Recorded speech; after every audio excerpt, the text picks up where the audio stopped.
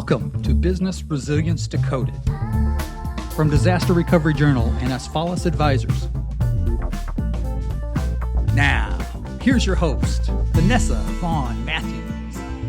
Today, we're going to be talking about crisis leadership, as I have personally worked with a number of organizations in preparation for and response to COVID-19, from small businesses to medium businesses, large companies, as well as government agencies. And the concept and conversation of crisis leadership keeps coming up. So what all of you dealt with? Well, for us, we started working on this in January. So from companies that had cases of COVID-19 at their facilities to organizations that had to lay off 75, 80% of their workforce, loved ones and family members who were sick, not COVID-19 related, but as a result of COVID-19, we were not able to go into the hospitals to see our family. We have members on our team who also work in higher education, and they had to take over 150 students to online courses, and that infrastructure wasn't created before COVID-19. So it's just been a lot, both personally and professionally, that we've been working with. What about you, John? Our conference was supposed to happen in March, and all the travel bans hit like 5 days before our conference was supposed to start. You know, it was one of those situations. It's like we had to cancel the conference for the first time first time ever, but after 30 years. And, you know, someone in one of the comments that Bob Arnold had made, we used the word gut-wrenching, a gut-wrenching decision. And somebody said, how was this a gut-wrenching decision? I was like, well, you either do the right thing, or maybe you go out of business. So that's gut-wrenching. It's a rough situation for small businesses and big businesses. But I did have a situation where about a week ago, I got sick and I had a dry cough and a fever and all of those things. And it scared me to death. The next day I was better, and then now I'm fine. More than likely I had allergies. So you never know. Yeah. But I mean, it's a scary situation. It really is. So today we're going to talk about crisis leadership, and the reason why is I've observed leaders, and I've been proud and excited to see how some organizations and their leadership have responded to COVID-19. And on the other hand, I've been disappointed and, quite frankly, embarrassed to see some of the ways that people are treating people and how decision makers have reacted and responded. And so for me, what I appreciated about the good leaders is they operate from a place of abundance. And I like that mentality because you don't have a place of lack. They also bring calm to chaos. And I think that's really important, especially in times like this where it's scary and it's taking lives, and we're facing a threat that we can't physically see with our own eyes. I appreciate those leaders that can help bring calm and peace and steady, and they're consistent in their approach. And the other ones that I've really enjoyed watching are those executives who understand that, guess what, I'm going to have to take a pay cut and not pay myself in order for my people and my team to be able to survive. We're of the model that how you treat people now in this COVID-19 pandemic will lend to how loyal your team will be to you once this is over. Over the past few weeks, we've done a lot of presentations and discussions, and there are 4 principles of crisis leadership that I believe every leader should have who is a crisis leader. The first one is trust. And in everything we do, our primary goal within my organization is to build a relationship and establish trust. And I think that one way that you do that in a crisis is to sacrifice. As a leader, you have to be willing to give up in order to get up, right? And I think in some instances, we've seen leaders do that extremely well, where they're willing to give up what they have to in order to keep the long-term viability of the company. And in other instances, they have not, right? But sacrifice is absolutely critical. I also think that you can't ask somebody else to do the job that you're not willing to do. So as an entrepreneur, small business owner, whatever your organization is, or if you're in a large enterprise, I think it's important to be the chief take the trash out, to be chief marketing, to be chief sales, and to be the chief practitioner in your organization, and not get to a place where we're above doing whatever the job is that's needed to be done. The second thing that I think is a critical element of leadership and crisis leadership is communication. Communication is absolutely critical. And especially in times of crisis, one of the aspects of communication is listening. It's one thing to talk and to communicate, but it's something else to be quiet and just listen. Listen to your team. And more importantly, especially in this day and age, to solicit your team for the information and the feedback. One of the members of our team, she was going through things both personally and professionally. And so we've increased the amount of communications that we're having. We're doing more meetings, but having them during less intervals of time. So instead of having 2-hour meetings, we're having 20-minute calls. And through soliciting feedback from my team, I learned some personal challenges that some members were having. And it helped us to have a discussion and also for us to reallocate work to reduce the stress that was on my team. But had I not paused and just shut up and listened, I would not have ever known some of the things that they were going through. And I think that's so critical for people to take into account. The third one is influence. I think it's absolutely critical that leaders understand influence. And influence for me is having the competence, the character, and the connection, right? So competence, right? Are you competent enough to lead the organization, to lead whatever team, whether it's at a local level, a county level, a state level, a national level, or a global level? Do you have the competence to be able to do that? Number one, do you have the character, right? So what is your character? And number three, do you have the ability to connect? Can you connect with your audience? Can you connect with the people that you are here to serve and that you are leading?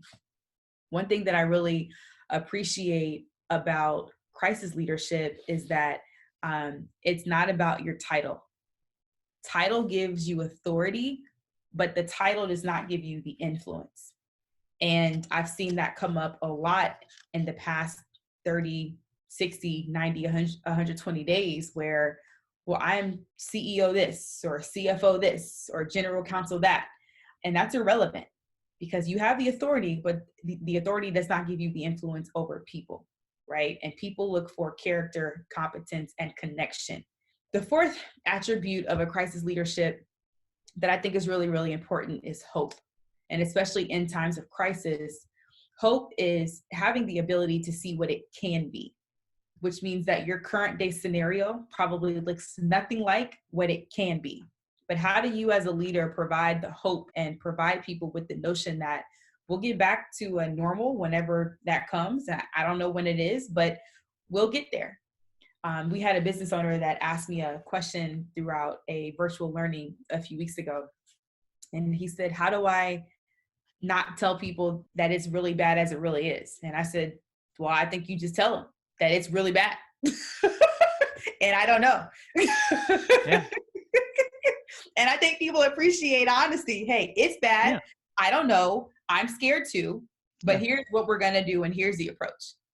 So John, what types of crisis leadership principles have you seen, or, what have you thought about for the past couple of weeks?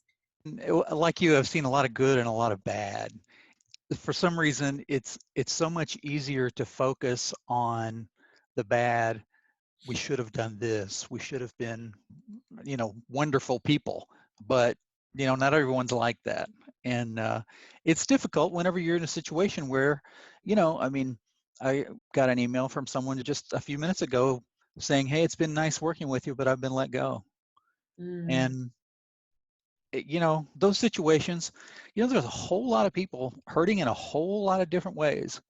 It's going to take some time to get over all of this. But yeah, like you said, keeping a positive attitude and the communication is always the answer to everything. Yeah. I was listening to some calls from business owners in Italy and the Czech Republic and China. And consistently, what they said was what got them through was positivity. And if there were people who were depositing negativity into them, they had to pull themselves away from those relationships because it was so toxic. And they had to keep a clear, positive mind frame in order to get through this crisis. And so I encourage you guys to do that. So when people ask, well, what's the difference between leadership and crisis leadership?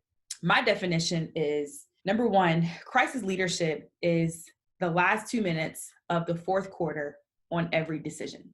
So I'm a former athlete. The first 3 quarters of the basketball game, you do what you have to do. You're tied neck and neck. You get to the fourth quarter, 2 minutes left, you're tied. Every pass you make, every dribble, every turnover, every communication from the coach to the point guard to the power forward will impact how that score is determined. But it's the pressure, right? Like that to me is what the difference is between leadership and crisis leadership. It's pressure. It's having the world on your shoulders, the company. Do we close? Do we not close? How many people? How long can you keep people? How do you communicate? What do you communicate? It's the pressure of all those decisions, and especially in a day and age where we live in a cancel culture environment.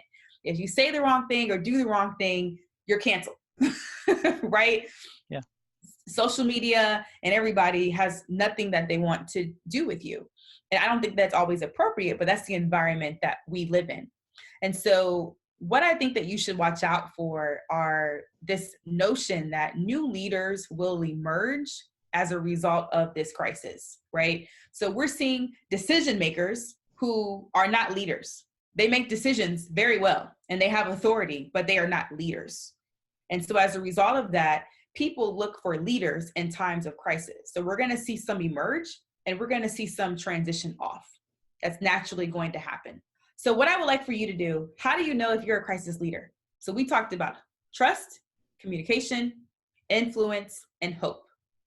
Weigh yourself on a scale of 1 to 5, with 5 being the greatest and with 1 being the least. Weigh yourself on how effective you think you are as a crisis leader. And if you see that you may have some areas of improvement, that's okay. We all do. Jot those down, write those down. Also ask your team, ask those who you lead, ask those who you work with, right? What examples do they have where you have shown them trust, where you have communicated, where you have had the right influence with the right people, and where you have brought hope? And you know what? If you're asking those types of questions, you probably are a crisis leader. Yeah. It's the people who won't ask that are probably not. So on DRJ's website, we actually did a on-demand workshop called Crisis Leadership. So please feel free to go to DRJ on demand, and you can also find that. John, you want to share where they can find it? That's the Friday town halls. We've been sharing it on Twitter. I just posted one just a few minutes ago and throughout the week. But there's, I think there's 2 more left for the month of whatever this is, April. That's the bad thing, is I don't know what day anything is. There's, and that's the other thing we were talking about a while ago in our staff meetings, so that there's so many people that have been coming to us for information. It's just getting it out there. It's just getting it to everyone. The next edition of the magazine is going to be packed full of articles dealing with the pandemic and different steps afterwards, because we didn't want to just have the same thing. I mean, we're well past the wash your hands stage. That was months ago. You've been saying hand sanitizer and washing your hands is not the strategy for COVID-19. Sorry. No. Weren't we all so naive back then? Just 6 weeks ago. But yeah, I agree with your analogy, and it's one of those things. It's like, are you going to be the kind of leader who screams and hollers at your players? Or are you going to be the kind of team member that fouls out? Are you going to be the type of leader that grabs the ball and brings in a rebound and passes to your teammates and works around until somebody is open, and then that person scores, and it doesn't matter if it's you or if it's someone else. Yep, I love it. And I love tying in the world of sports. So there you have it. Thanks for tuning in to Business Resilience Decoded with Disaster Recovery Journal and Asfalis Advisors. Subscribe, share, and download, and look out for future episodes. Business Resilience Decoded is produced and edited by John Seals. For more information, visit drj.com/decoded and asfalisadvisors.com/decoded. Write to us on Twitter @drdecoded.